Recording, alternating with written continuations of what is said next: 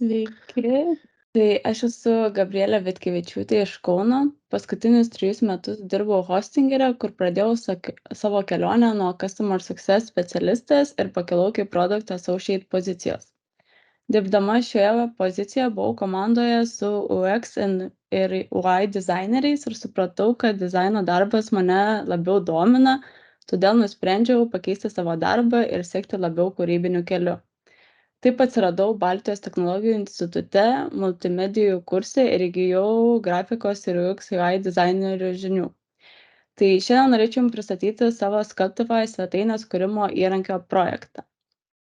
Čia galite pamatyti identite panaudotas tipografijas bei spalvas. Logotipe taip pat atsispindi paprastumas, naudojamas modernus šriftas bei aiškios linijos. Ryški žalia spalva logotipe simbolizuoja energingumą bei pozityvumą.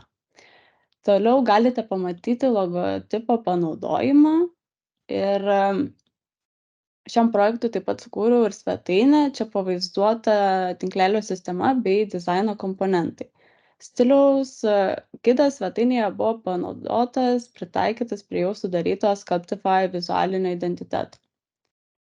Ir kadangi norėjau, kad svetainė išsiskirtų labiau nuo konkurentų, buvo panaudota svetainėje daugiau animacijos negu iliustracijos. Ir čia galite pamatyti pagrindinį tinklapio puslapį. Ir būtų tiek. Prototipe taip pat galima matyti daugiau animacijos.